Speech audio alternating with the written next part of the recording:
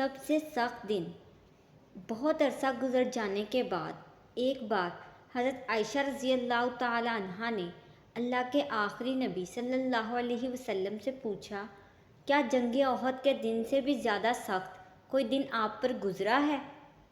تو آپ صلی اللہ علیہ وسلم نے ارشاد فرمایا، ہاں اے عائشہ، وہ دن میرے لیے جنگ احد کے دن سے بھی زیادہ سخت تھا، جب میں نے طائف میں وہاں کے ایک سردار عبد یالیل کو اسلام کی دعوت دی۔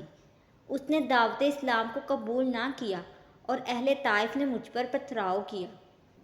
میں اس رنج و غم میں سر جھکائے چلتا رہا، یہاں تک کہ مقام قرن الثعالب میں پہنچ کر میرے ہوش و حواس بجا ہوئے۔ وہاں پہنچ کر جب میں نے سر اٹھایا تو کیا دیکھتا ہوں کہ ایک بدلی مجھ پر سایہ کیے ہوئے ہے۔ اس بادل سے حضرت جبریل نے مجھے آواز دی اور کہا کہ اللہ پاک نے آپ کی قوم کا جواب سن لیا اور آپ کی خدمت میں پہاڑوں کا فرشتہ حاضر ہے تاکہ وہ آپ کے حکم کی تعمیل کرے۔ پھر پہاڑوں کا فرشتہ مجھے سلام کر کے عرض کرنے لگا، اے محمد، اللہ پاک نے مجھے آپ کی خدمت میں بھیجا ہے تاکہ آپ مجھے جو چاہیں حکم دیں اور میں آپ کا حکم بجا لاؤں۔ اگر آپ کہیں میں ابو قبیس اور کئی کان یہ دونوں پہاڑ ان کفار پر الٹ دوں تو میں الٹ دیتا ہوں۔ یہ سن کر آپ نے جواب دیا کہ نہیں، بلکہ میں امید کرتا ہوں کہ اللہ پاک ان کی نسلوں سے اپنے ایسے بندوں کو پیدا فرمائے گا جو صرف اللہ پاک کی ہی عبادت کریں گے اور شرک نہیں کریں گے۔ دیکھیں ہمارے نبی پاک صلی اللہ علیہ وسلم کتنے زیادہ رحم دل ہیں۔ یہ تو صرف ایک مثال ہے کہ ان لوگوں نے آپ صلی اللہ علیہ وسلم کو پتھر مارے، لہو لہان کر دیا، لیکن پھر بھی آپ صلی اللہ علیہ وسلم نے انہیں بددعا نہیں دی، انہیں سزا نہیں دی، بلکہ ان کو معاف کر دیا اور ان کو دعا دی۔ اور ہم لوگ کیا کرتے ہیں؟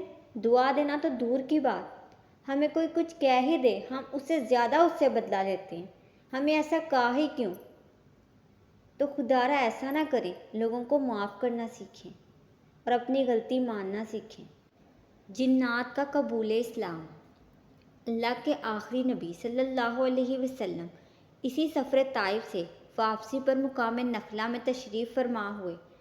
رات میں جب آپ نماز تہجد میں قرآن پڑھ رہے تھے تو نصیبین کے جنوں کی ایک جماعت آپ کی خدمت میں حاضر ہوئی اور قرآن سن کر یہ سب جن مسلمان ہو گئے۔ پھر ان جنات نے واپس جا کر اپنی قوم کو تبلیغ کی تو مکہ شریف میں جنات کے بڑے بڑے گروہوں نے اسلام قبول کیا۔ قرآن پاک میں سورہ جن کی ابتدائی آیات میں اللہ پاک نے اس واقعہ کا ذکر فرمایا ہے۔ مدینہ شریف میں اسلام کی روشنی۔ مکہ شریف سے جانب شمال ایک شہر یثرب تھا جو بعد میں مدینہ قرار پایا۔ آپ کے یہاں تشریف لانے کے بعد اس کا نام مدینہ ہوا۔ آپ کے اعلان نبوت کے وقت یہاں دو قبیلے اوس اور خزرج کے ساتھ کچھ یہودی بھی رہتے تھے۔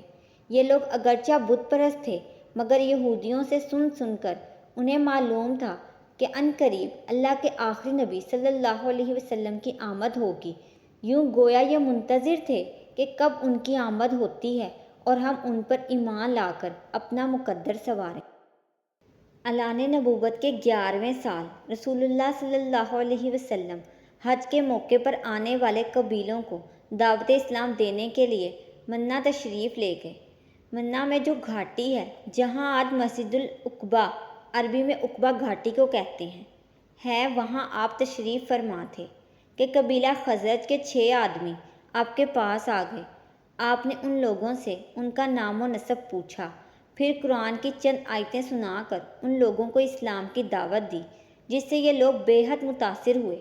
واپسی میں یہ آپس میں کہنے لگے کہ یہودی اللہ پاک کے جس آخری نبی کی بات کرتے رہے ہیں، یقیناً وہ نبی یہی ہیں، لہٰذا کہیں ایسا نہ ہو کہ یہودی ہم سے پہلے اسلام کی دعوت قبول کر لیں۔ یہ کہہ کر سب ایک ساتھ مسلمان ہو گئے اور مدینہ جا کر اپنے اہل خاندان اور رشتہ داروں کو بھی اسلام کی دعوت دی۔ بیعت عقبہ اولیٰ۔ اگلے برس یعنی اعلان نبوت کے 12ویں سال حج کے موقع پر مدینہ کے مزید 12 افراد منہ کی گھاٹی میں چھپ کر اسلام لائے اور آپ کے ہاتھ پر بیعت کی۔ تاریخ اسلام میں اس بیعت کو بیعت عقبہ اولیٰ یعنی گھاٹی کی پہلی بیعت کہتے ہیں۔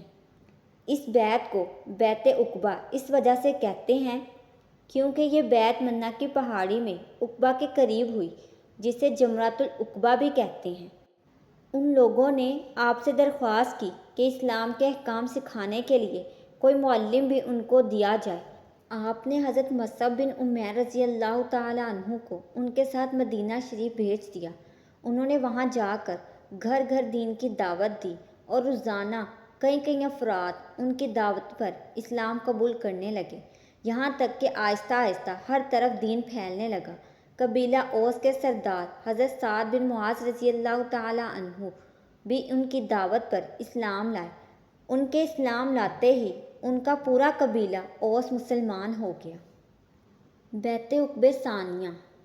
اس بیت کے 1 سال بعد یعنی اعلان نبوت کے 13ویں سال حج کے موقع پر مدینہ کے قریباً 72 افراد نے منہ کی اسی گھاٹی میں اپنے بت پرست ساتھیوں سے چھپ کر اللہ کے آخری نبی صلی اللہ علیہ وسلم کے مبارک ہاتھ پر بیعت کی اور یہ عہد کیا کہ ہم لوگ آپ کی اور اسلام کی حفاظت کے لیے اپنی جان اور مال سب قربان کر دیں گے۔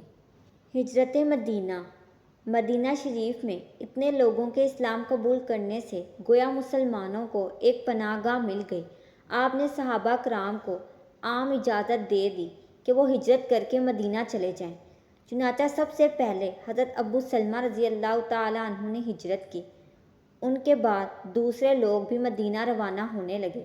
جب کفار کو پتہ چلا تو انہوں نے ہجرت کرنے والوں کو روکنے کی کوششیں شروع کر دیں، مگر چھپ چھپ کر لوگوں نے ہجرت کا سلسلہ جاری رکھا، یہاں تک کہ تھوڑے ہی عرصے میں بہت سے صحابہ کرام مدینہ شریف ہجرت کر گئے۔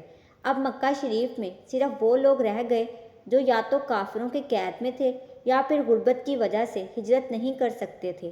اللہ کے آخری نبی صلی اللہ علیہ وسلم کو ابھی تک اللہ کریم کی طرف سے ہجرت کا حکم نہیں ہوا تھا، تو آپ مکہ میں ہی رہے۔ آپ کے حکم سے حضرت ابو بکر صدیق اور حضرت علی رضی اللہ تعالیٰ عنہ بھی ابھی تک مکہ شریف میں رکے ہوئے تھے۔ کافروں کا اجتماع۔ قریش کے کافر اس تمام صورتحال سے بڑے پریشان ہوئے۔ یہ دیکھ کر کہ مدینہ کے لوگ اسلام لا چکے ہیں اور بڑھتے جا رہے ہیں، جبکہ مکہ کے لوگ بھی وہاں ہجرت کر رہے ہیں، ایسا نہ ہو کہ حضور علیہ السلام بھی مدینہ چلے جائیں اور وہاں سے اپنے حامیوں کی فوج لے کر مکہ پر چڑھائی کر دیں۔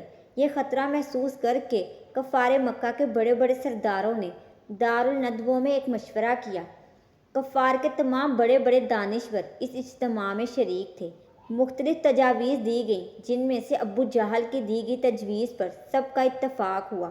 اس کا مشورہ یہ تھا ہر قبیلے سے ایک ایک جوان کو تلوار دی جائے، وہ سب ایک ساتھ آپ پر حملہ کر کے معاذ اللہ آپ کو شہید کر دیں۔ تمام قبائل کے لوگ اس میں شریک ہوں گے تو بنو ہاشم کسی سے بھی جنگ نہ کر سکیں گے اور خون بہا لینے پر راضی ہو جائیں گے۔ سب نے اس بات پر اتفاق کیا اور ان کی مجلس ختم ہو گئی۔ حضرت جبریل امین اللہ کریم کا حکم لے کر نازل ہو گئے اور اس واقعے کی خبر دی اور کہا کہ آج رات آپ اپنے بستر پر نہ سوئیں اور ہجرت کر کے مدینہ تشریف لے جائیں۔ ہجرت مصطفیٰ۔ کافروں نے رات کے وقت اپنے طے شدہ منصوبے کے مطابق آپ کے مکان عالی شان کو گھیر لیا اور انتظار کرنے لگے کہ آپ سو جائیں تو وہ حملہ آور ہوں۔ اس وقت صرف حضرت علی رضی اللہ تعالیٰ عنہ وہاں موجود تھے۔ کافر اگرچہ آپ کے دشمن تھے مگر انہیں آپ کی امانت و دیانت پر پورا بھروسہ تھا، یہی وجہ تھی کہ وہ اپنی امانتیں آپ کے پاس رکھواتے تھے۔ اس وقت بھی کئی امانتیں آپ کے مکان عالی شان میں موجود تھیں۔ اللہ کے آخری نبی صلی اللہ علیہ وسلم نے حضرت علی سے فرمایا، تم میری چادر اوڑھ کر میرے بستر پر سو جاؤ، میرے چلے جانے کے بعد یہ تمام امانتیں ان کے مالکوں کو سونپ کر تم بھی مدینے چلے آنا۔ آپ نے خاک کی ایک مٹھی لی اور اس پر سورہ یاسین شریف کی ابتدائی کچھ آیات تلاوت فرما کر وہ خاک کفار کی طرف پھینک دی اور اس مجمع میں سے صاف نکل گئے۔ کسی نے بھی آپ کو نہ پہچانا۔ پھر آپ حضرت ابو بکر صدیق رضی اللہ تعالیٰ عنہ کے ساتھ غار ثور پہنچے اور 3 دن اور 3 راتیں وہاں قیام فرمایا۔ اس کے بعد آپ مدینہ شریف تشریف لے گئے۔